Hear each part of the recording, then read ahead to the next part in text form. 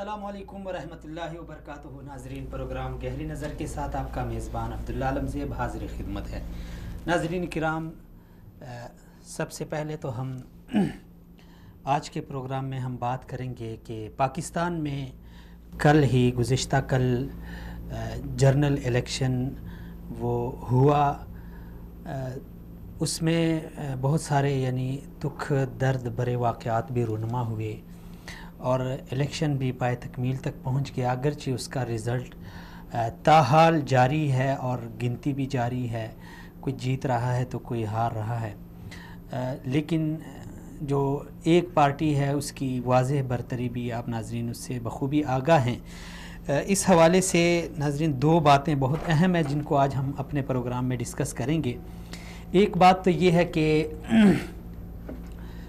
Election پہ کچھ جماعتوں نے، چاہے ان میں مذہبی جماعتیں ہوں یا سیاسی جماعتیں ہوں، انہوں نے اپنے تحفظات کا اظہار کیا ہے کہ الیکشن کی گنتی وہ صحیح نہیں ہوئی اور رزلٹ بروقت جو ہے نا اس کو سامنے نہیں لایا گیا، ابھی تک تاخیر سمجھ سے بالاتر ہے۔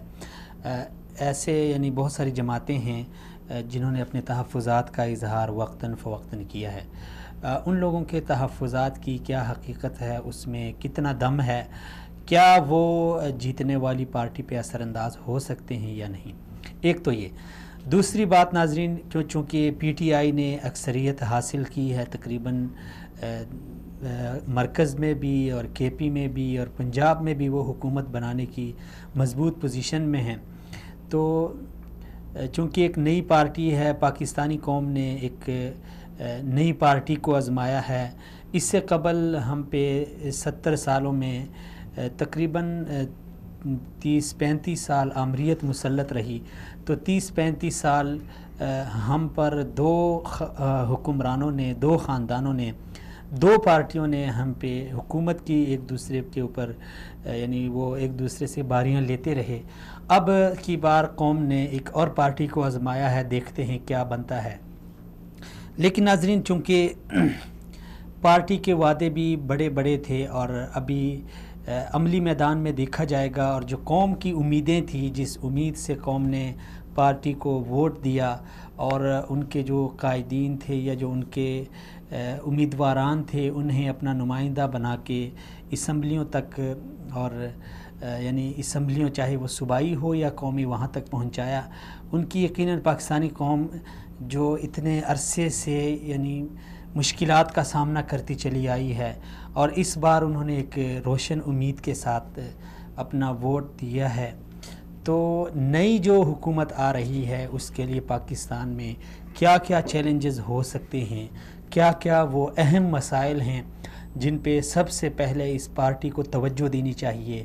پارٹی کے اندر کا جو سسٹم ہے، پارٹی کی جو شورائی جو نظام ہے، اس کے اندر کچھ ظاہر بات ہے کچھ ایسے لوگ بھی ہوں گے جو پالیسیاں بنائیں گے، اور ایسے لوگوں کے اوپر یقیناً نظر رکھنا بھی ضروری ہے۔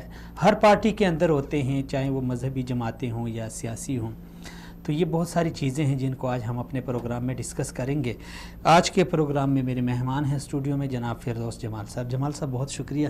ناظرین اسی طرح ہمارے ساتھ دیگر مہمانان گرامی وہ بھی ہمارا ساتھ دیں گے، ان میں جماعت اسلامی کے نائب امیر ڈپٹی سیکرٹری جنرل جناب ڈاکٹر فرید احمد پراچا صاحب بھی ہوں گے۔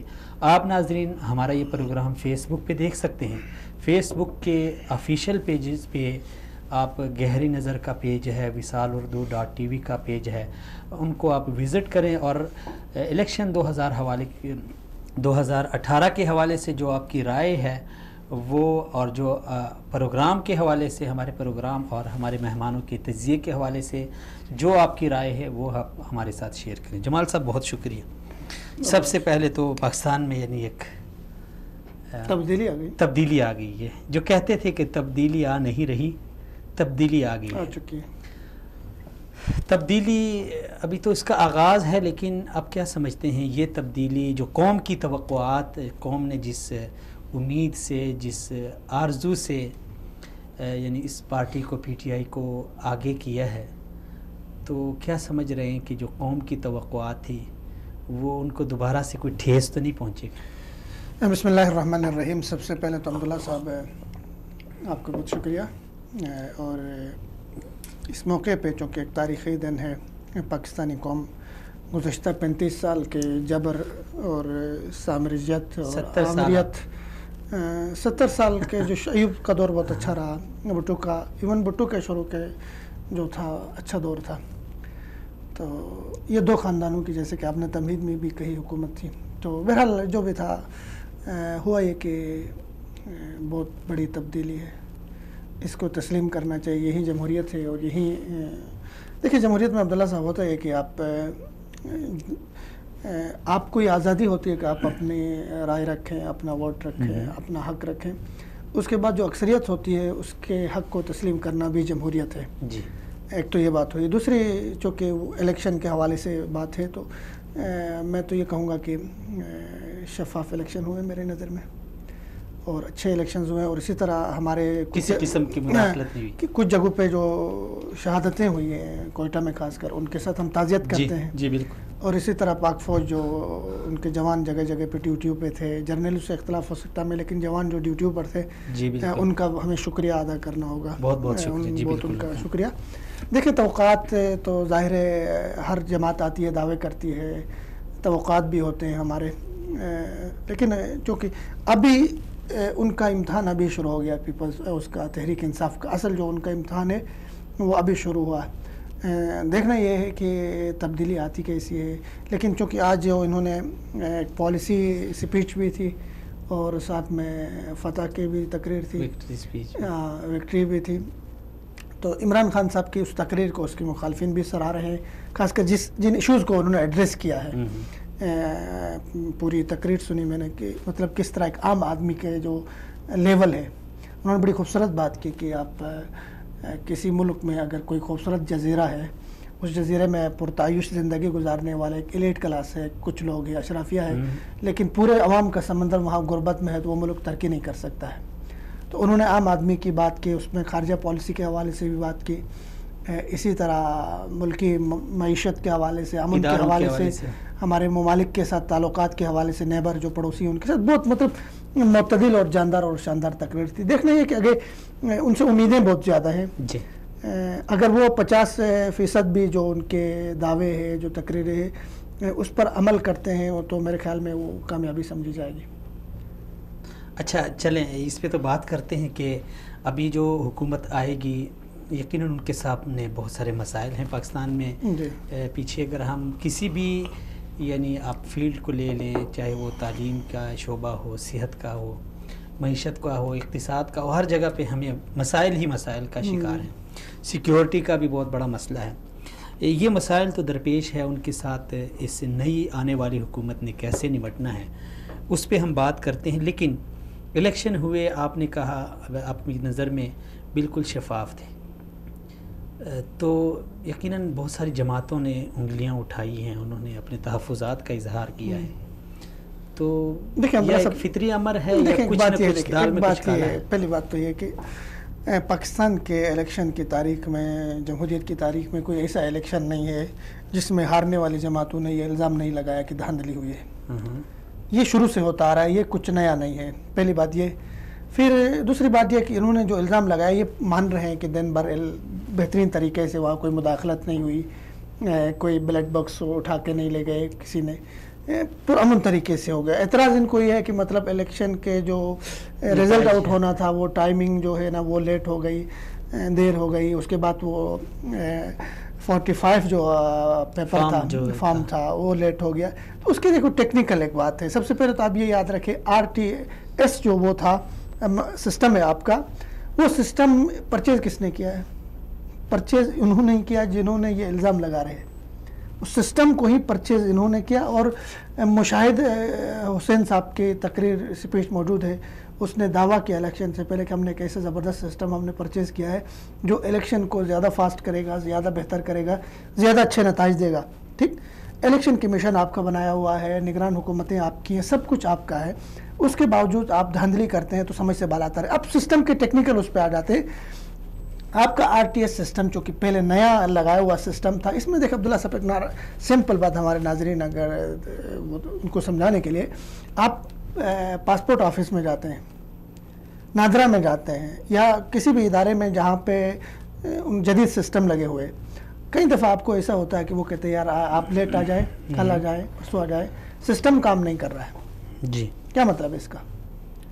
اس کا مطلب یہ عبداللہ صاحب، یہ آپ کا جو سرور ہے، جو سسٹم ہے، اس میں آپ پورے پاکستان سے آپ کے جو سسٹم ہے، سرور ہے، اس پہ کیا ہو رہے تھے، وہ کنیکٹ ہوتے، اس پہ اپلوڈ ہوتی ہے، نیٹ کا مسئلہ ہوتا ہے، سرور کا مسئلہ ہوتا ہے، اور جتنے وہ لوگ اپلوڈ کرنے والے ساروں کی اتنی بہترین ٹریننگ بھی نہیں ہوتی ہے، پہلے دفعہ ہے، تجربہ تھا یہ، تو اس میں غلطی کا احتمال ہے.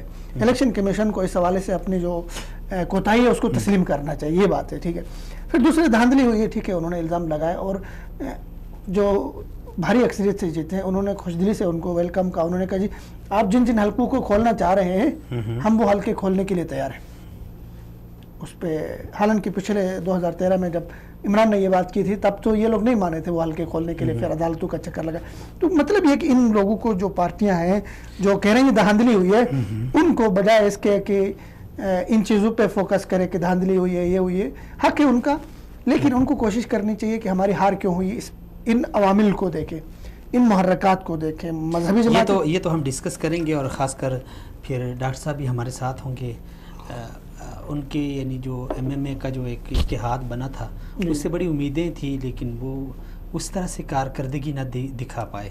لیکن جمال صاحب دھاندلی کا تو آپ نے الزام مسترد کر دیا اور سسٹم کے حوالے سے بھی آپ نے وضاحت دے دی ہے، لیکن کچھ اداروں کی مداخلت کا الزام بھی ہے. دیکھو عبداللہ صاحب نا، اداروں کی آپ ایک بات ذہن میں رکھیں، اداروں کی مداخلت ہمیشہ آپ کی سیاست میں رہی ہے، اس سے انکار نہیں کیا جا سکتا ہے.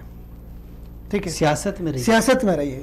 اس انتخابات کے عمل کو اس کے ساتھ جوڑنا، آپ کو ظاہر ہے پاکستان کے اگر ایک کو کہیں پہ آپ پنجاب اسمبلی میں جیت رہے ہیں، ادارے وہاں مداخلت نہیں کر رہے ہیں، آپ سندھ میں اچھی پوزیشنوں میں جیت رہے ہیں، اور ایسے لوگ جیت رہے ہیں جن کو براہ راست جو اداروں کے لیے تھریٹ کرتے تھے، اداروں کے خلاف بولنے والے جیت رہے. اگر اداروں کو ہروانا تھا تو ایسے لوگوں کو ہرواتے آسانی کے ساتھ. بات یہ نہیں، سیاست میں مداخلت ہے، لیکن انتخابات میں براہ راست مداخلت کرنا، یہ میرے خیال میں یہ الزام ہے، اس الزام کی تردید ہونے چاہیے. خاص کر دیکھیں میں ایک بات بتا دوں، اگر آپ میرے خیال میں آپ کا سوال ہوگا آگے یا نہیں، کہ اگر آپ ان اسباب اور محرکات کو دیکھیں جس میں ان لوگوں نے ہارنا تھا. دیکھیں ہم تو شروع میں آپ کے کئی پروگرامات میں بولتا رہا ہوں، پہلے پروگرام میں میں بولا یہ ہار رہے ہیں، ہمیں کوئی واہی نہیں ہوتی تھی. زمینی گراؤنڈ ریالٹی یہ تھی کہ دیکھیں آپ فیس بک پہ فیک اکاؤنٹ سے فوج کے خلاف جتنا بھی پروپیگنڈا کریں ایزلی کر سکتے ہیں. فیس بک کے آپ کے مریم نواز کے سوشل میڈیا میں یہ ہو سکتا ہے، لیکن گراؤنڈ پہ آپ اپنی فوج کے خلاف لوگوں سے ووٹ مانگ رہے ہیں، دیں گے آپ کو ووٹ نہیں.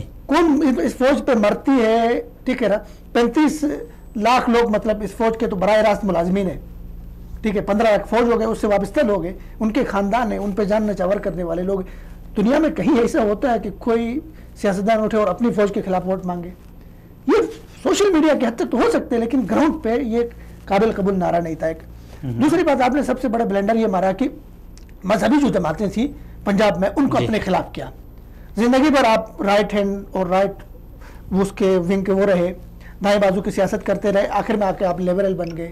تو مذہبی جتنے تھے، ممتاز قادری کے فانسی سے لے کر یہ سارا کچھ، ایک تو یہ آپ کے لیے بہت بڑا نقصان دہ ثابت ہوا، اور دوسرا پھر آپ کے بھارت کے حوالے سے جو آپ کا رویہ تھا اس کو لوگوں نے بہت یہ وہ فیکٹرز ہیں چکنی اسباب. ایک تو بھارت کے حوالے سے جو نرم گوشہ تھا اس کو پاکستانی قوم قبول نہیں کر سکتی تھی. ٹھیک ہے، متفق. یہ ہو گیا. اچھا، اس کے بعد پھر یہ کہ آپ کو دیکھیں جتنا بھی آپ الزام لگا لیں، آپ کو پاکستان کے مؤقر اداروں نے، اعلیٰ اداروں نے، عدلیہ نے آپ کو نااہل قرار دیا، آپ کو سزا ہو گئی، اور سزا اور جو الیگیشن آپ پہ لگے وہ کرپشن کے الیگیشن لگے. آپ آ کے جیل بھی گئے، لیکن کہاں سے نکل کے کہاں جیل گئے؟ آپ انہی فلیٹ سے نکل کے جیل گئے جس کے بارے میں آپ کہتے تھے یہ میرے نہیں ہے، جن کے بارے میں آپ کہتے تھے یہ میرے نہیں ہے، انہی سے نکل کے وہیں سے رخصت ہوئے، وہیں سے ماتھا چوم کا آپ کو رخصت کیا گیا، جیل گئے. تو یہ چیزیں جو ہضم ہونے والی نہیں تھی، یہ تو آپ نے خود سیاسی خودکشی کی تھی. آپ نے ہارنا تھا، اپنی ہار تسلیم کرے، جرأت کے ساتھ بلور خاندان کی طرح انہوں نے کر دیا یہ جرأت کا مظاہرہ. ہاں، غلام، اور اپنے آپ کو زندہ رکھنا ہے، باقی 5 سال عوامی سیاست کرے، دھرموں کی سیاست کر لیں گے جس طرح PTI نے کیا. PTI سے سیکھنا چاہیے اس موقع پہ. کچھ نہیں ہوگا ان کا. تو پی ٹی آئی نے تو دھرنے دے دی کہ اپنے آپ کو جو ان کے وہ مطالبات تھے وہاں تک پہنچ گئے. دیکھیں پی ٹی آئی نے دھرنے دیے کس پہ دیے؟ آپ 5 سال حکومت کر چکے تھے, آپ کے پاس 35 سالہ وہ تھا, آپ کی کرپشن پہ انہوں نے بات کی, آپ پی ٹی آئی پہ کیا کریں گے؟ عمران خان کے اوپر ٹوٹلی مطلب عمران خان کے آپ اگر لسٹ بنا لیں, ایک آدمی نے لسٹ بنائی, اس کے اوپر جو الزامات لگے اس کی ذات پہ الزامات کے علاوہ کچھ نہیں تھا, اس کی ذات کے اوپر الزامات. دیکھو آپ کہیں گے خیبر پختونخوا میں کام نہیں کیا, بھائی وہ تو انہوں نے جتایا عمران خان کو, پختونی کی تاریخ نہیں تھی کسی کو دوبارہ جتانے کی, اور بھاری اکثریت سے جتا دیا. تسلیم کر لو انہوں نے کام کیا ہے. آپ میڈیا کو چھوڑے, جیو کیا کہتا ہے, مریم نواز کا سوشل میڈیا کیا کہتا ہے, پختونوں سے جا کے پوچھو کیوں دیا اس کو ووٹ عمران کو. تو ریالٹی ہے. بعض لوگوں کا یہ بھی کہنا ہے کہ ایک ایجنڈے کے تحت, ایک عالمی ایجنڈا ہے, اس کے تحت پی ٹی آئی کو آگے لایا دیکھیں عالمی ایجنڈے اور ایک مخصوص کلچر اور ایک مخصوص جو ہے نا وہ اس کو پروموٹ کرنے کے لیے. بھائی دیکھیں سب کو پتہ ہے پاکستان میں پہلے عمر بن عبدالعزیز کی حکومت نہیں تھی, نواز شریف کی حکومت تھی, نواز شریف کے اوپر رنگیلا خاندان کتابیں لکھی گئی ہے, یہ سارے شہباز شریف کی حکومت تھی, 4 بیویاں اس کے سامنے ہے, پیچھے جتنی بیویاں ہیں, اس کے حمزہ شہباز کے اپنے, مریم کے اپنی ہسٹری, یہ چیزیں ہم اس پہ نہیں جاتے کردار پہ. جتنے لوگ سیاست میں تھے کوئی فرشتے نہیں تھے, سب کے کردار کریکٹر کا پتہ ہے. بات یہ اور کس کے اس پہ عورتیں نہیں ناچتی ہیں پروگرامات میں, سب کو پتہ ہے. بات یہ کہ دیکھو آپ یہ کہہ سکتے ہیں کہ پی ٹی آئی کے خلاف انٹرنیشنل میڈیا بھی بولا, اس کے بعد ہمارے ہمسائے جو تھے نیبر تھے بھارتی میڈیا بھی بولا, اور پورے نواز شریف انہوں نے لکھا, ٹائمز آف انڈیا نے لکھا, کوئی فیک نیوز نہیں ہے, انہوں نے کہا کہ بھائی اس کے آنے سے ہندوستان کو نقصان ہوگا, یہ لکھا انہوں نے چیزیں, اور ان کے میڈیا نے اس سارے پروپیگنڈے کو کیری کیا کہ یہ فوج کا آدمی ہے, فوج آئے گی مسئلہ ہوگا, یہ ان کے اپنے ایک رائے تھی. تو کہنے کا مطلب یہ کہ آپ نے تمام دیکھو آپ کے سارے بیانیے پٹ گئے, سارے الزامات ختم ہو گئے, اب ان کی جیت ہو گئی, اس کو تسلیم کریں. دیکھیں آپ اپنی جب حقیقی اس کی طرف نہیں جائیں گے, جو محرکات ہیں, تو آپ الزامات لگا کے کب تک, الزامات کی عمر بہت چھوٹی ہوتی ہے. میں ایک مثال آپ کو دیتا ہوں. جی 2013 میں مسلم لیگ نون نے 1 کروڑ جو ہے 1 لاکھ کچھ ہزار ووٹ دیے, جو ان کو مسلم لیگ نون کو 2013 میں جو ووٹ پڑے, 1 کروڑ 48,73,000 ووٹ پڑے, 1 کروڑ 48,73,000 ووٹ پڑے. اس حساب سے انہوں نے جو قرضے لیے 90 خرب قرضے لیے, انہوں نے 90 خرب قرضے لیے. اب اگر ان کے ووٹرز پہ ہی وہ قرضے تقسیم کیے جائے, ہر ووٹرز کو جو ہے 6,31,000 کا انہوں نے مقروض کیا.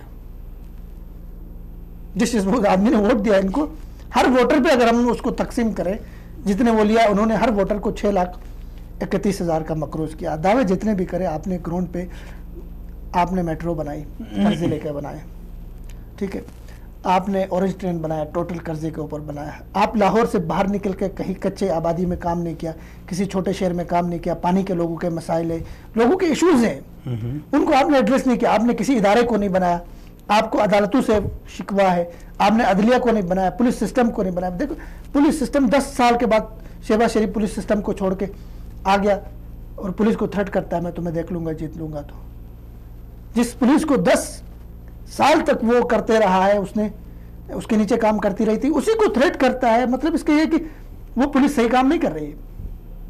تو یہ چیزیں آپ نے ادارے نہیں بنا, آپ اپنی ناکامی کو تسلیم کریں. جمال صاحب ان کی تو یہ فیکٹر بہت زیادہ ہیں جو آپ نے بھی گنوائے ہیں, لیکن کچھ مذہبی جماعتیں کود پڑی تھی الیکشن میں اور بڑی اچھی امید کے ساتھ, اور پھر ان میں سر فہرست اگر MMA کو, اس کے بارے میں تو آپ پہلے سے کچھ پیشگوئیاں دے چکے تھے, لیکن عوامی جو رائے تھی وہ بالکل یکسر جو توقعات تھی اس کے, یعنی دیکھیں MMA دیکھو MMA آپ نے سب سے پہلی بات یہ عبداللہ صاحب آپ اس کو دیکھیں بڑے اس کے ساتھ, MMA الیکشن سے 2 مہینے پہلے بنی.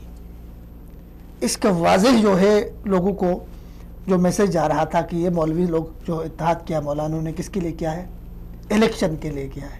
پہلے تو اس کو سائڈ کرے کہ اسلام سے اس کا کوئی تعلق نہیں ہے. لوگوں نے شروع میں ہی یہی کہا کہ بھائی یہ اتحاد کس کے لیے ہے, اسلام آباد کے لیے, اسلام کے لیے نہیں ہے. اگر اسلام کے لیے جمع ہونا ہوتا تو 5 سال پہلے ہوتا, یہ الیکشن کے 2 مہینے پہلے نہیں ہوتے. ایک بات. دوسری, MMA نے اپنی جو کمپین چلائی, MMA نے سب سے بڑا بلنڈر یہ مارا کہ انہوں نے اپنے آپ کو اس کے کیمپ میں رکھ کے کمپین چلائی. کس کے؟ نون لیگ کے کیمپ میں رکھ کے اپنے آپ کو کمپین چلائی. پاکستان میں 31-32 ایسی جگہ ہے، ایسے حلقے تھے جہاں نون لیگ کے مقابلے میں اپنے اس کو نمائندے کو بٹھایا، اپنے جس کو ٹکٹ دیا تھا اس کو بٹھایا، ٹھیک ہے. تو لوگوں نے سمجھ لیا کہ نون لیگ کی بی ٹیم ہے، اس لیے لوگوں نے کہا کہ اگر ان کو، جس نے اگر نون لیگ کو ووٹ دینا تھا یا مذہبی جماعتوں کو دینا تھا، اس نے کہا کہ ہم ان کو ووٹ دے دیں گے، ان کا ووٹ جائے گا سیدھا نواز شریف صاحب کو. تو اچھا ہے، براہ راست ہم نواز شریف صاحب کو ووٹ دیتے ہیں ان کو دینے کے بجائے، ٹھیک ہے. ایک تو یہ فیکٹر تھا کہ لوگ انہوں نے ان کو سیریس نہیں لیا. دیکھیں ہارنے والی جماعت بھی، الطاف کی جماعت بھی یہ کہتی تھی کہ ہم جیت رہے ہیں. زرداری بھی کہہ رہا تھا میں وزیر اعظم بناؤں گا، جیت رہے ہیں. لیکن الیکشن سے پہلے واحد جماعت تھی متحدہ مجلس عمل، جس کا نائب صدر اعلان کر رہا تھا کہ پنجاب سے ہم کہیں بھی نہیں جیت رہے. سمجھ آ گئی؟ مطلب اس کو خود بھی جیتنے سے کوئی دلچسپی نہیں تھی، اور انہوں نے اعلان کیا تھا کہ ہماری جماعت کے ووٹر جو ہے نا مسلم لیگ نے ان کو ووٹ دے دیں. تو وہ کہ تمہیں شروع سے ہی کہیں پرام میں بتا چکا، ان کی کوئی پوزیشن تھی نہیں. پہلی دفعہ جب آئے تھے اس وقت امریکہ پاکستان میں داخل ہو چکا تھا، ایشوز تھے بڑے جی، گرم گرم ایشوز تھے. اب کچھ تھا ہی نہیں، ان کے پاس کوئی ایجنڈا ہی نہیں تھا. لوگوں کو سمجھ نہیں آ رہے تھے بھائی کیا کتاب شریعت نافذ کریں گے، کیا کریں گے. تو اور پھر ایم ایم اے کے لیے نقصان دوسرا یہ ہوا کہ دوسری مذہبی جماعتیں بھی اٹھی، ٹھیک ہے. تحریک لبیک بڑا جامع آپ نے بتا دیا اپنا تجزیہ جو بھی تھا. اگرچہ مجھے اختلاف، آپ اختلاف کریں، شدید قسم کا اختلاف بھی ہے، لیکن اختلاف کو ابھی ڈسکس کرنے دیکھیں آگے ہم چلتے ہیں. ابھی جو حکومت نئی آئی ہے اس کے سامنے بہت سارے چیلنجز ہیں. دیکھیں میں ایک پاکستان ہے، پاکستانی قوم ہے، اور اس میں لوگ تو ہیں، ان میں ماہر الیکٹیبل جو ہے نا وہ پہلے خان صاحب نے دیے ہیں اپنے ساتھ. عبداللہ صاحب سب سے پہلے بات تو یہ ہے کہ کوئی بھی حکومت جب آتی ہے اس کے لیے چیلنجز ہوتے ہیں، اور اس حکومت کے لیے تو بہت زیادہ ہے. ایک تو یہ نئی حکومت ہے جی، ٹھیک ہے، پہلا اس کا تجربہ نہیں ہے. دوسری بات یہ ہے کہ پہلی دفعہ تاریخ میں اتنا بڑا قرض چھوڑ کے جا رہی ہے، 91 ارب ڈالر پچھلی حکومت چھوڑ کے جا رہی ہے. آئی ایم ایف کے آپ نے قرضے دینے، اور آئی ایم ایف اگلی قسط دینے کے لیے آپ کے پاس پوری لمبی ایک لسٹ انہوں نے دی ہے آپ کو. ایک لسٹ کیا دیے کہ آپ بجلی، گیس اور ان چیزوں کی قیمتوں میں اضافہ کریں، عوام پہ ٹیکسز لگائیے، سارا کچھ. تو چیلنجز بہت زیادہ ہے. لیکن یہ حکومت ہم ان کو یہ وہ نہیں دے دیں گے کہ مطلب آپ چیلنجز کا رونا رو کے کام نہ کریں. بھائی آپ تو ان سب کو تبدیل کرنے کے لیے آئے، آپ کو تو کام کرنا پڑے گا. اس حکومت کو 2-3 بنیادی کام کرنے پڑیں گے. کون کون سے؟ ایک کام سب سے پہلے عبداللہ صاحب ان کو یہ کرنا پڑے گا، جو ٹیکس نیٹ ہے اس کو بڑھانا ہوگا. آپ کو پتہ ہے پاکستان میں ٹیکس کا جو عوام کے ٹیکس دہندگان ہے، آپ دیکھیں زرداری کے دور میں 24 لاکھ لوگ ٹیکس دیتے تھے ٹوٹل. کتنے لاکھ؟ 24 لاکھ. 24 لاکھ پاکستان میں ٹیکس دینے والے تھے. جبکہ نواز شریف صاحب کے دور میں وہ کم ہو کے ٹیکس دینے والے کتنے ہو گئے؟ 21 لاکھ ہو گئے. ٹیکس دینے والے کتنے ہو گئے؟ 21 لاکھ رہ گئے. مطلب بہت کم تعداد ہو گئی. آپ سب سے پہلے پاکستان میں دیکھو، پاکستان میں خیرات چندہ دینے والا دنیا کا سب سے بڑا ملک ہے، جہاں پہ خیرات دیتے ہیں، چندہ دیتے لوگ، لیکن ٹیکس نہیں دیتے. کیوں نہیں دیتے؟ اس کی بنیادی ریزن یہ ہے کہ لوگوں کو یقین ہے کہ ہمارے ٹیکس ہم دے دیں گے، زرداری صاحب کے اکاؤنٹ میں جائیں گے، پھر باہر سوئس بینکوں میں جائیں گے، میاں صاحب کے اکاؤنٹ میں جائیں گے، لندن کے فلیٹس میں جائیں گے. آپ اس وقت ٹیکس دے دیں گے جب ان کو یقین ہوگا کہ یہ ٹیکس ہمارے اوپر ہوگا، ریٹرن ہوگا، ہمارے بچوں کے لیے لگے گا، ہمارے ادارے بنیں گے، اس وقت آپ کو ٹیکس دیں گے. یہ حکومت اگر ٹیکس کا وہ بڑھا دیتی ہے، سسٹم ٹیکس لینے کا، آپ یقین کریں عبداللہ صاحب، بہت بڑے بڑے انڈسٹریاں ہیں جن کے ٹیکس مافیا ٹیکس کھا چکی ہے. ٹیکس کھاتے، ٹیکس دیتے نہیں. اگر وہ ٹیکس دینا شروع کرے، یہ حکومت ٹیکس لینے میں کامیاب ہو جاتی ہے، ٹیکس کے نیٹ کو بڑھاتی ہے، بہت بڑی کامیابی ہوگی. ایک معاشی حوالے سے ان کو یہ ہوگا. دوسرا عبداللہ صاحب بہت بڑا ایک وہ یہ ہے کہ اس سے سیاسی پہلو بھی ہے، اس کا معاشی پہلو بھی ہے کہ ہمارا جو ہے 150 ارب ڈالر جو ہے باہر پڑا ہوا ہے سوئس بینکوں میں. 150 ارب ڈالر ہمارا سوئس بینکوں میں پڑا، اور وہ دینے کے لیے تیار ہے. آپ کے اوپر کچھ شرائط ہوں گی، وہ شرائط آپ موسٹ فیوریٹ نیشن کا درجہ دے دیں سوئٹزرلینڈ کو، یا کوئی ایشو نہیں، آپ جائیں وہ واپس لے کر آئے. یہ پیسہ نواز شریف نہیں لا سکتا تھا. اس کی ریزن تھی کیونکہ نواز شریف کا اپنا پیسہ تھا. زرداری لاؤ کہہ کر مطالبہ نہیں کر سکتا تھا کیونکہ زرداری کا اپنا تھا.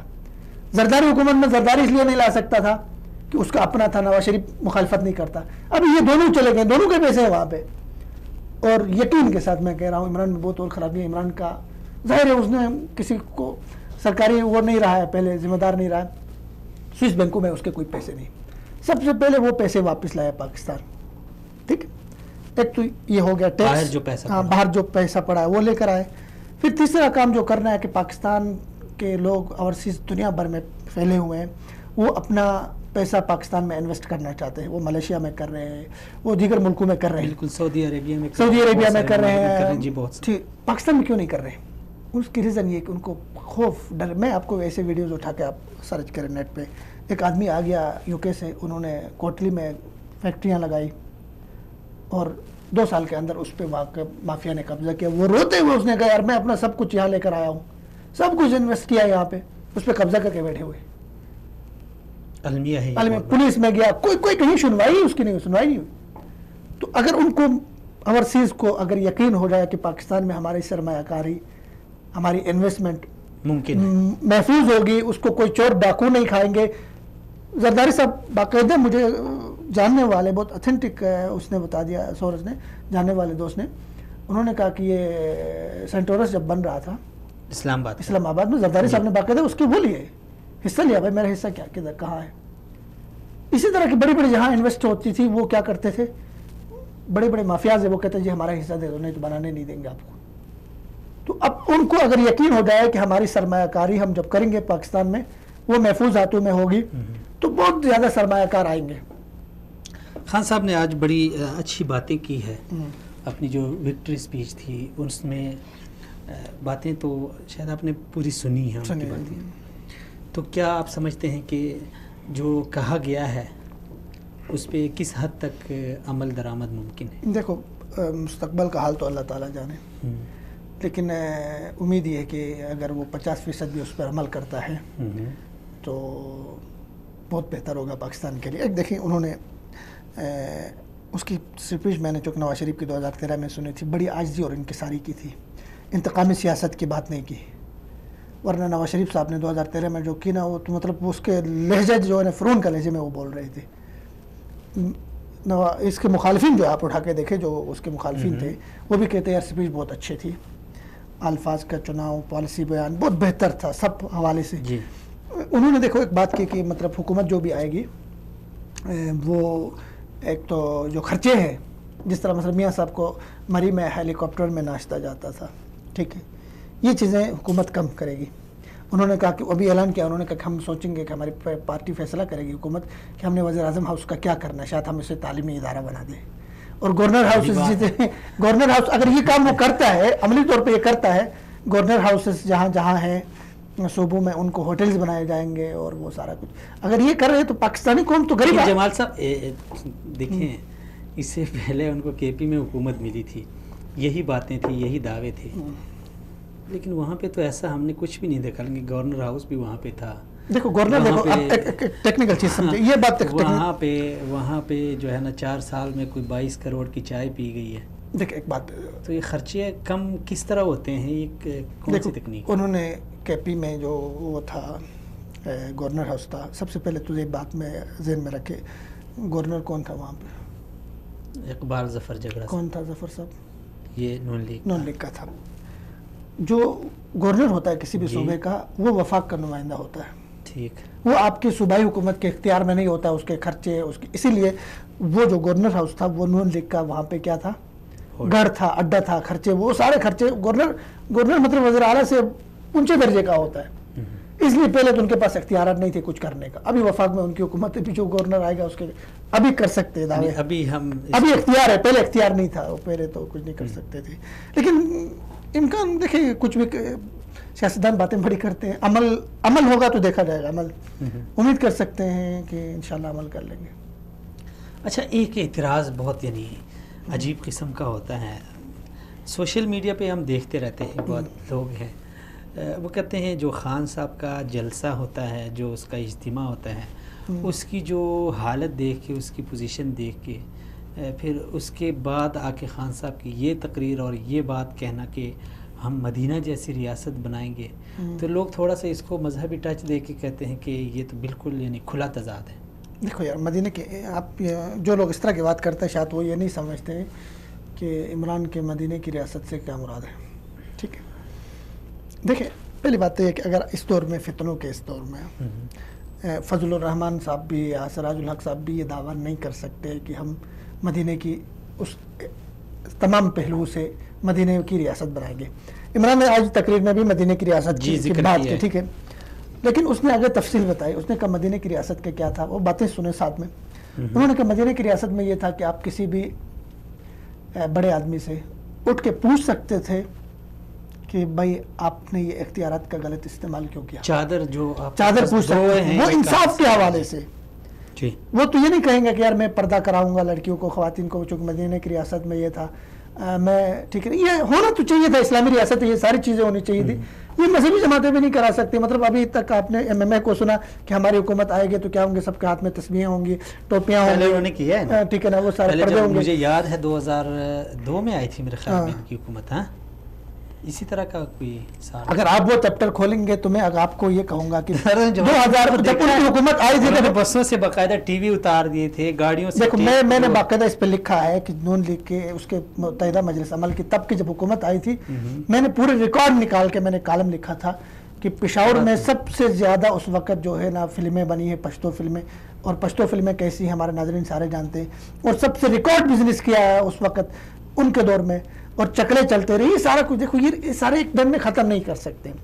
تو اگر کوئی آدمی اعتراض کرتا ہے کہ مدینہ کی بھی بات کرتا ہے اور ان کے محفلوں میں خواتین بھی آتی ہیں، ناچتی بھی ہیں، نہیں ناچنی چاہیے، ختم ہونا چاہیے کلچر آہستہ سے، یہ سارے ختم ہونا چاہیے. لیکن مدینہ کی ریاست کی جب بات کرتے، انصاف کی بات کرتے، مدینہ کی ریاست کی بات کرتے، چور کے ہاتھ کاٹنے کی بات کرتے، مدینہ کی ریاست کے انتظامی معاملات بھی دیکھیں نا.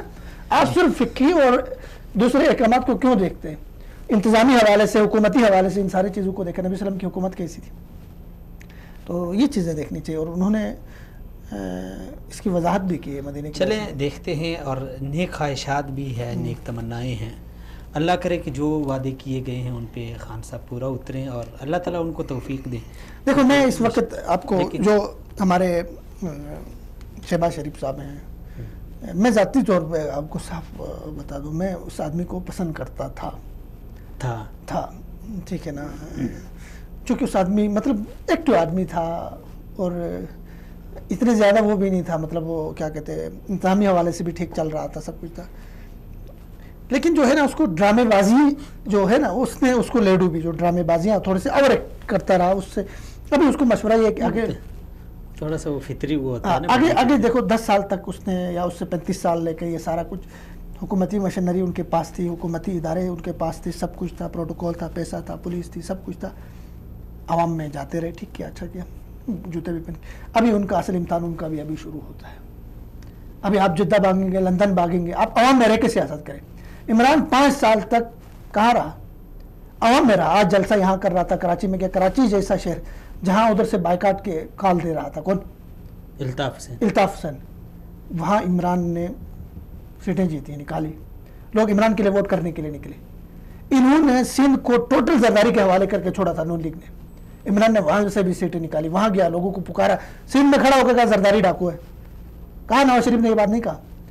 وہ پورے پاکستان ایک وفاق کی جماعت بن کے ابھری ہے PTI. وفاق کی جماعت کی ضرورت تھی پاکستان کو.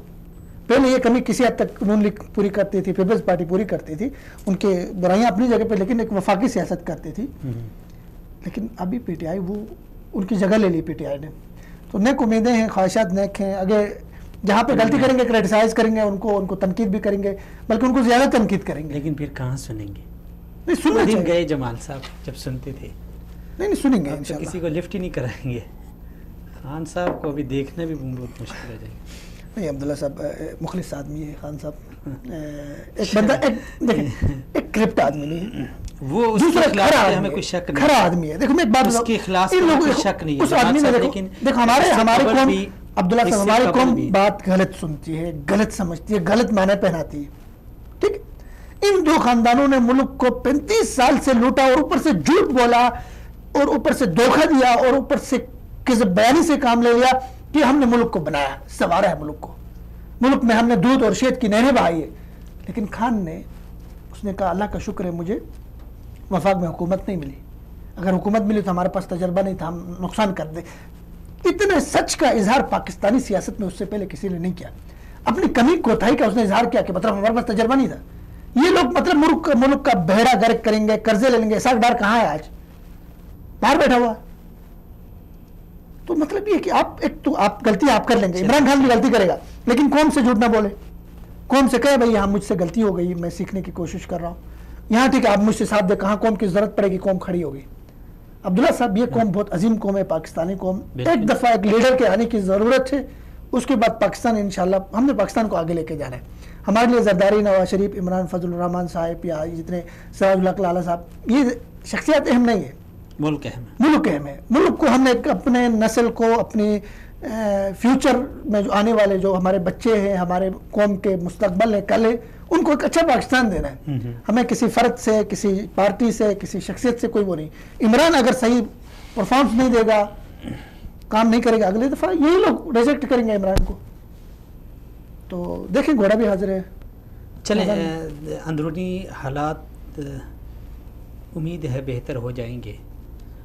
اچھا, خارجہ امور کے حوالے سے, خارجہ پالیسی کے حوالے سے بھی خان صاحب نے آج باتیں کی ہیں, ان میں بڑی اچھی باتیں کی ہیں انہوں نے, یعنی مثبت کسی کو ہٹ نہیں کیا, اور جیسے آتے ہی وہ جذباتی پن کا مظاہرہ نہیں کیا, بڑے دھیمے انداز میں انہوں نے کچھ ممالک کے نام لیے کہ ہم ان کے ساتھ تعلقات بہتر بنائیں گے. دیکھیں سب سے پہلے بات تو یہ کہ خان صاحب نے جو ہمسایوں کے حوالے سے خصوصی بات کی, اور ہمسایوں میں اس نے جو چناؤ کیا, ہمسایوں کے پہلے کس کو رکھنا ہے, دوسرے کس کو رکھنا ہے, یہ بڑی اہم تھی. اس کو دیکھو, آپ جب ایک لیڈر سپیچ کرتا ہے تو یہ بڑی اہمیت کی حامل ہوتی ہے کہ اس کو کون سے درجے میں رکھتا ہے. ٹھیک ہے, انہوں نے پہلے چائنا کی بات کی, اور چائنا کے ساتھ کھل کے کہ ان کے ساتھ ہم دوستی کو مزید بڑھائیں گے, تجربات ایکسچینج کر لیں گے, آنا جانا ہوگا, ہم اپنے ڈیلیگیشن کو بھیجیں گے کہ 70 کروڑ لوگوں کو غربت سے کیسے نکالا چائنا نے. تو چائنا کے ساتھ ہمارے تعلقات کوئی بہت بہتر ہوں گے. اس کے بعد انہوں نے جس ملک کا نام لیا وہ افغانستان تھا. یہ بات سمجھنے کی, ہمارا ہمسایہ ہے حالانکہ افغانستان کو کوئی لوگ لفٹ نہیں کراتے, یہ سمجھ, حالانکہ افغانستان ہمارے لیے بہت اہم ہے, بہت اہم ہے, بہت اہم ملک ہے. اس کے ساتھ ہمارے تاریخی, مذہبی, جغرافیائی ہر طرح کے تعلقات ہیں. اس نے کہا افغانستان کے حالات بہتر ہوں گے, پاکستان کے حالات بہتر ہوں گے, امن ہوگا, اور ہم بلکہ اس نے کہا کہ ہم اس مقام پہ آئیں گے کہ افغانستان اور ہمارے درمیان حدود نہیں ہوں گے, آنا جانا ہوگا, ایک دوسرے کے ساتھ ٹریڈ ہوگا. بہت بہترین بات کی افغانستان کے حوالے سے, یہ بہت مثبت سوچ تھی. اور اس کے بعد انہوں نے ایران کے ساتھ اس نے اچھے تعلقات بہتر کرنے کی بات کی. ٹھیک ہے, ایران کے بہت شرارتیں ہیں ہمارے ملک میں, سب کو پتہ ہے. اس کے باوجود ہم یہ چاہتے ہیں کہ ایران کے عوام کے ساتھ خاص کر ہمارے ریلیشن بڑھے, تعلقات بڑھے, کیونکہ عوام آپ بدل نہیں کر سکتے ان کو. عوام آگے حکومت کو گرانے جا رہی ہیں, مظاہرین. میں تو یہ خان صاحب کے حوالے سے یہ کہوں گا کہ ان کو عوام ٹو عوام ہمارے جو وہ ہیں اس کو بڑھانے کی ضرورت ہے. عوام وہاں پہ احتجاج کر رہی ہے, ہمیں ان کی سننی چاہیے. ایران کے اندر حکومت کو گرانا چاہتی ہے, نئی حکومت آئے گی, ان ساری چیزوں کو ذہن میں رکھنا ہوگا. اس کے بعد خان صاحب نے امریکہ کے ساتھ تعلقات کی بات کی. امریکہ کے ساتھ تعلقات اس نے کہا برابری کی سطح پر ہونے چاہیے. اب سے پہلے, یہ بہت بڑی بات ہے, اب سے پہلے امریکہ یہ چاہتا تھا کہ ہمارے پر الزامات نہیں, برابری کے تعلقات ہونے چاہیے. اس کے بعد انڈیا کے ساتھ کی, اس نے کہا انڈیا کے ساتھ ہمیں ٹریڈ کرنا چاہیے, ہم تجارت کرنا چاہتے ہیں, سب کچھ مذاکرات بھی کرنا چاہتے ہیں, لیکن ہمارا سب سے بڑا ایشو جب تک وہ حل نہیں ہوگا اس کی طرف ہم توجہ نہیں دے دیں گے, یہ سارے کام نہیں ہو سکتے. کشمیر ہے, کشمیر پہ اس نے بات کی, اس نے کہا انسانی حقوق کی وہاں خلاف ورزی ہو رہی ہے, شہروں میں فوج وہاں بیٹھی ہوئی ہے, اس مسئلے کو حل کرنا ہوگا. تو مطلب بہت متوازن اور جاندار اور شاندار اس کی خارجہ پالیسی کے حوالے سے. ایک بہت اہم بات میرے ذہن میں آئی ہے, وہ یہ ہے کہ دیکھیں ہر ایک پارٹی کے اندر کچھ ایسے لوگ ہوتے ہیں جنہیں ہم اگر تاریخ کے اس سے اگر ہم ان کو پکاریں تو میر جعفر اور میر صادق کا کردار وہ ادا کر رہے ہوتے ہیں. یعنی اپنی حکومت, اپنی پارٹی کی وہ ٹانگیں کھینچتے ہیں, ان کے لیے گڑک ہوتے ہیں. اس سے قبل ہم نے دیکھا ابھی حال ہی میں جس پارٹی کو شکست ہوئی ہے, مسلم لیگ نون کو, اگر دیکھا جائے تو پاکستان کے اکثر تجزیہ نگار, بلکہ آپ نے بھی یہ کہا ہے کہ مسلم لیگ نون کو ان کے اپنے جو لیڈر تھے, بعض ان کے جو ایسے لیڈر تھے وہ ان کو لے ڈوبے. ان کی زبان کہ معاشرے میں وہ میڈیا کے سامنے کیسے بات کر رہے تھے, معاشرے میں لوگوں کے ساتھ ان کا میل ملاپ کیسے تھا. تو خان صاحب کے لیے یہ بہت بڑا چیلنج ہو سکتا ہے. یہ دیکھیں خان صاحب کی ابھی تک تو مجبوری یہ تھی الیکٹیبلز کو لینا یا اس طرح کے لوگوں کو لینا کہ یار حکومت بنانے کے لیے یا جیتنے کے لیے ضروری ہے. اب خان صاحب کی مجبوریاں بھی ختم ہو گئی. اب خان صاحب کے پاس یہ دانے, آپ نے چناؤ کرنا ہے کہ یار کس کو کہاں پہ رکھنا ہے. ٹھیک ہے, اچھے لوگوں کو آپ جب بولنا ہے, لوگوں کے ساتھ بات کرنی ہے, اچھے لوگوں کو آگے لے آئیں. اور اسی طرح کچھ مطلب ایسے لوگ جو جن کے حوالے سے متنازع لوگ ہیں، ان کی سیاست کے حوالے سے کیسز ہیں سارے، ان کو زیادہ اہمیت نہیں دے دیں، اور نئے نئے لوگوں کو، ظاہر ہے آپ کو حکومت چلانے کے لیے بس اوقات کچھ پرانے لوگوں کو بھی لانا پڑے گا، لیکن نئے لوگوں کو مواقع دے دے زیادہ، ٹھیک ہے، ان کا جذبہ ہوتا ہے، جنون ہوتا ہے کام کرنے کا زیادہ، وہ زیادہ کچھ کر سکتے ہیں، غلطیاں بھی کریں گے زیادہ بہتر اچھے پرفارمنس دے سکتے ہیں۔ اسی طرح ظاہر ہے ہر پارٹی کے اندر کچھ لابیز ہوتی ہیں، جی بالکل، ٹھیک ہے نا، وہ نون میں تھی، وہ پیپلز پارٹی میں بھی تھی، وہ ایم ایم اے میں تھی، سب میں ایک لابیز ہوتے ہیں، ان لابیز کے زیادہ زیر اثر نہیں آنا ہے، چونکہ پارٹی کی اگر اپنی پالیسیز ہوں گی تو وہ اس میں لابی کوشش کرتی ہے کہ اس میں اثر انداز ہوگا۔ پی ٹی آئی کے حوالے سے ایک پرسپشن پایا جاتا ہے کہ وہاں پہ ایک ایرانی لابی وہاں پہ موجود ہے، جس کی کوشش یہ ہوتی ہے کہ ہمیشہ کہ سعودیہ کے ساتھ تعلقات خراب ہو، ایران کے ساتھ تعلقات بہتر ہو۔ پاکستان اس چیز کا متحمل نہیں، لیکن خان صاحب کے آج کے سپیچ میں اس نے سعودیہ کا بہت خصوصی طور پہ نام لیا اور اس کے دیرینہ تعلقات، دوستی کی بات کی، تو میرے خیال میں یہ خان صاحب نے بہت بہتر کیا۔ تو ایسی لابیز کو مطلب یہ کچھ لوگ ہوتے ہیں، محدود ہے، چند لوگ ہوتے ہیں جو کوشش کرتے ہیں، اس سے بچنا ہوگا، یعنی یہ بہت اہم ہے، بہت اہم ہے یہ چیز۔ چلیں جمال صاحب، بہت شکریہ، امید اچھی ہے کہ اللہ بہتر کرے گا، اچھا پاکستان بنے، تبدیلی لوگ دیکھیں، تبدیلی کو سنتے آ رہے تھے، ہم بھی سنتے آئے ہیں، ساروں کو یعنی ہم نے آزما لیا، پاکستان تبدیل ہوتے دیکھیں لوگ۔ جی ناظرین، بہت شکریہ آپ کا، آپ ناظرین کا بھی۔ ہمارے جو مہمانان گرامی تھے وہ میرے خیال میں ڈاکٹر صاحب کہیں پہ بزی ہو گئے ہیں، ان سے ہم نے بہت اسپیشل گفتگو کرنی تھی اور کچھ اسپیشل سوالات تھے، اور وہ یہ کہ اس پہ یعنی بہت زیادہ اہم ہے کہ خاص کر جو پاکستانی قوم ہے وہ مذہبی رجحان رکھتی ہے، اس میں کوئی شک نہیں ہے۔ آپ دیکھیں جب بھی کوئی ایسا ایشو ہوتا ہے، حرمت رسول کا ہو، ناموس رسالت کا ہو، ختم نبوت کا ہو، کوئی بھی مسئلہ کشمیر کا ہو، یعنی جس میں قوم یکجا ہو، اس پہ پاکستانی قوم دھڑا دھڑ نکلتی ہے اور اپنے جذبات کا اظہار کرتی ہے۔ آپ نے یہ نظارہ بھی آپ ناظرین صبح و شام دن میں 4-5 وقت دیکھتے ہیں کہ گلی محلے کے لوگ جب مسجد میں جاتے ہیں تو امام صاحب کی کتنی قدر ہوتی ہے، جو بچوں کو ناظرہ قرآن کریم حفظ کی کلاس پڑھاتا ہے اس کی کتنی قدر ہوتی ہے۔ لیکن المیہ یہ ہے کہ یہی لوگ جب الیکشن میں آتے ہیں، لوگوں کی خواہش بھی ہوتی ہے، تمنا بھی ہوتی ہے کہ ایسے لوگ جائیں، پارلیمان میں جائیں، وہاں پہ ان کی جو جذبات ہیں، جو ایمانی جذبات ہیں، ان کی ترجمانی کریں۔ لیکن ایک بہت سوچنے اور سمجھنے والی بات ہے، اس سے قبل میں نے بذات خود امیر سراج الحق صاحب سے بات کی تھی، ان سے بھی ہم نے یہی سوال پوچھا تھا کہ آخر وجہ کیا ہے کہ لوگ اسلام پسند ہیں، لیکن جب الیکشن کا دن آتا ہے تو یہی پاکستانی مذہبی جماعتوں کو مسترد کرتے ہیں۔ تو اس میں ظاہر بات ہے خامیاں ہر ایک جماعت میں ہوتی ہیں، کمزوریاں بھی ہوتی ہیں، لیکن اس حوالے سے مذہبی جماعتوں کو سنجیدگی کے ساتھ سوچنا چاہیے اور عوام کے ساتھ اپنا جو تعلق ہے وہ اس قدر مضبوط کریں کہ عوام ان کو کسی بھی موڑ پر، کسی بھی موقع پر یعنی ان سے ہاتھ کھینچ نہ لیں۔ یقیناً اس میں سیاسی صورتحال بھی اس میں مداخلت ہو سکتی ہے۔ بعض لوگوں کا یہ الزام ہے کہ جو مذہبی لوگ ہیں وہ سیاست نہیں کر سکتے، یا وہ نہیں سمجھتے، یا وہ ملکی امور پہ دسترس نہیں رکھتے۔ تو ان تمام چیزوں پہ غور و فکر کرنا چاہیے ان کو، اور اس سے بڑھ کر ہمارا پیغام ان لوگوں کے لیے جو ابھی منتخب ہو کے جن کے اوپر قوم نے اعتماد کیا ہے، جن کے اوپر قوم نے بھروسہ کیا ہے اور اپنی شہادت ان کے حق میں استعمال کی ہے، خدا را اب یہ قوم بہت یعنی زخم کھا چکی ہے۔ اب آپ سے یہی امید ہے کہ آپ ان زخموں کا مداوع کریں، نہ کہ ان کے اوپر مزید نمک چھڑک دیں۔ بس یہی پیغام ہے نئی آنے والی حکومت کے لیے۔ نیک خواہشات ہیں، نیک تمنائیں ہیں پاکستان کے لیے، پاکستانی قوم کے لیے اور نئی آنے والی حکومت کے لیے۔ اجازت دیجیے، اگلے پروگرام میں پھر سے ملاقات ہوگی، تب تک کے لیے اللہ حافظ۔